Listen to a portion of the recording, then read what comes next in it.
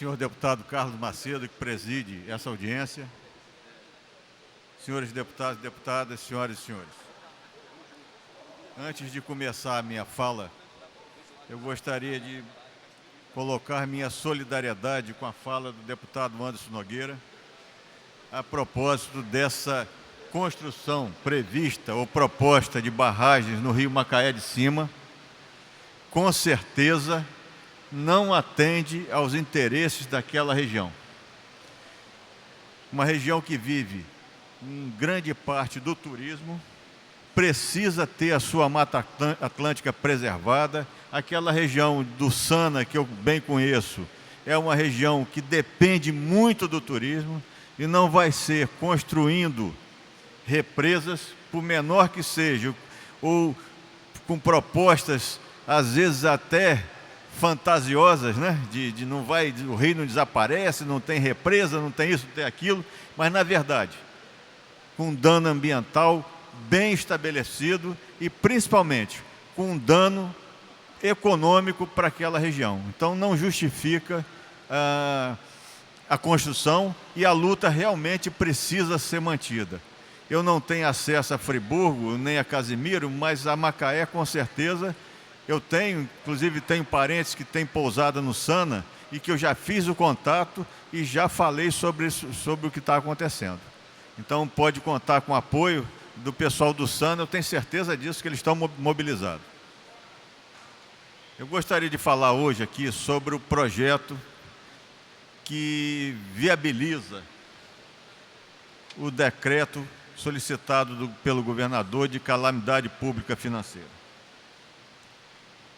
Eu coloquei aqui ontem que nós não estamos, o meu mandato, e não está aqui com qualquer interesse de prejudicar os caminhos que o governo do Estado, mesmo me considerando absolutamente em oposição a esse governo, mas eu não quero colocar qualquer obstáculo que exerça uma pressão contra a recuperação econômica do Estado do Rio de Janeiro. Eu quero deixar isso bem claro. Mas eu não posso aceitar, e farei todo o esforço que me couber a respeito disso, eu não posso aceitar que essa construção seja feita dessa maneira, da maneira que está sendo colocada. Falei um pouco sobre isso ontem e vou repetir agora. Nós não podemos, eu não posso aceitar, e por isso fiz emendas que quero discutir nessa casa, em que colocamos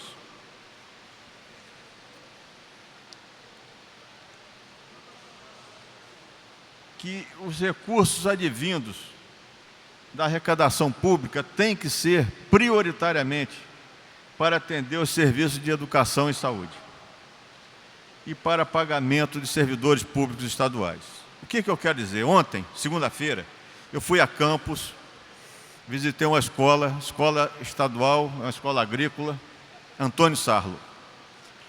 Uma escola que, nos meus tempos de criança, ela chamava a atenção pelo garbo da banda da escola Antônio Sarlo. Eu era aluno do Liceu de Campos e essa escola desfilava naqueles desfiles de 7 de setembro do meu tempo.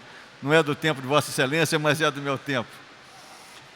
E era uma escola que era marcante em Campos.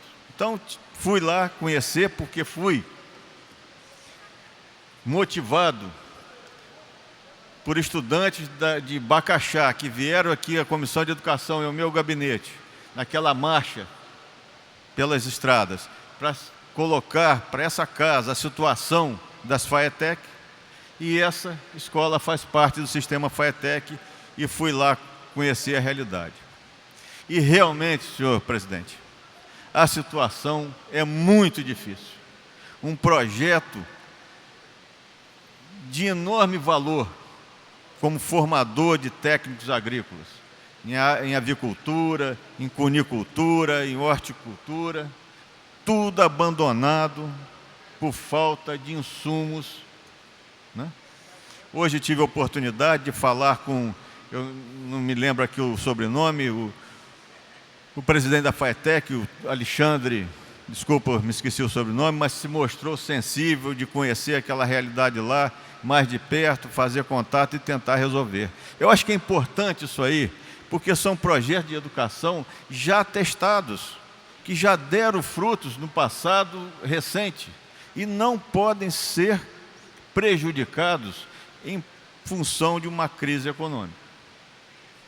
Então, eu estou aguardando aqui a posição do presidente da FAETEC, porque tenho a esperança de que isso se resolva, até porque o custo fica em menos de R$15 mil. Eu não entendo o Estado do Rio de Janeiro não poder dispor de R$15 mil para resolver um problema de uma escola daquela magnitude, daquela consideração do povo campista. Mas eu entendo que o projeto tem outros pontos a serem debatidos. E os outros pontos a serem debatidos é exatamente a necessidade do governo trazer para essa casa quais os caminhos que ele pretende seguir. Como que ele vai fazer o enfrentamento dessa crise que está aqui?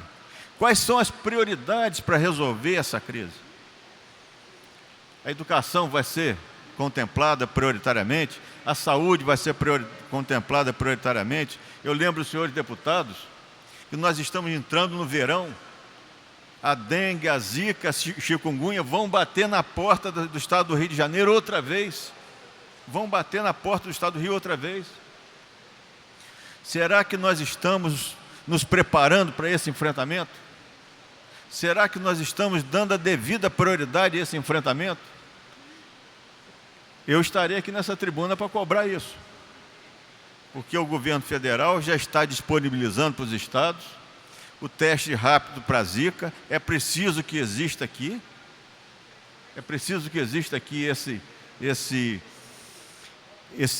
essa preparação, para não termos, senhor presidente, que votar aqui. Eu fiz uma PEC, infelizmente fiz essa PEC, estendendo o tempo de licença maternidade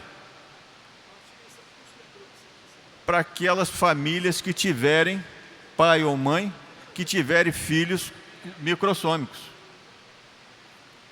que tenham filhos com microcefalia decorrente de zika, principalmente. Eu gostaria de não estar fazendo essa PEC, mas entendo que uma criança microcéfala, com um grau significativo de retardo mental, é uma criança que precisa de mais tempo de cuidados do pai ou da mãe. Por isso fiz essa PEC, que está em tramitação nessa casa.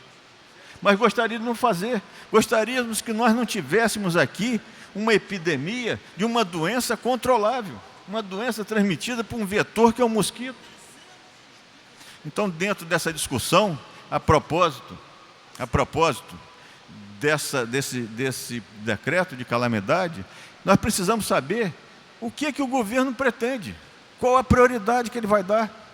Não podemos dar aqui, como foi bem falado aqui pelo deputado Zaqueu, um cheque em branco para continuarmos dando isenção fiscal. Isso seria o fim do absurdo, o último dos absurdos. Se todo esse processo, toda essa discussão, todo esse aval que essa casa poderá dar ao governador do Estado, ser transformado em isenção fiscal. Será que é isso que nós queremos? Não, com certeza. Eu tenho certeza que essa casa não quer isso. Não é a vontade dessa casa, porque essa casa responde e pensa e atua ligada diretamente na população que nos trouxe aqui. E a população que nos trouxe aqui, ela quer, é um mínimo, que hoje em dia não vou nem falar de educação, já terminando, nem vou falar de educação e saúde de qualidade. Nós estamos querendo aqui um mínimo de educação, um mínimo de saúde, um mínimo de segurança pública. Então, senhor presidente, termino aqui minha fala, colocando a necessidade de discutir, mas discutir com muita profundidade a propósito desse decreto de calamidade. E que, se caso ele seja aprovado embasado em dados reais de transparência, de objetivos e de efeitos futuros para a população do Estado do Rio de Janeiro. Obrigado.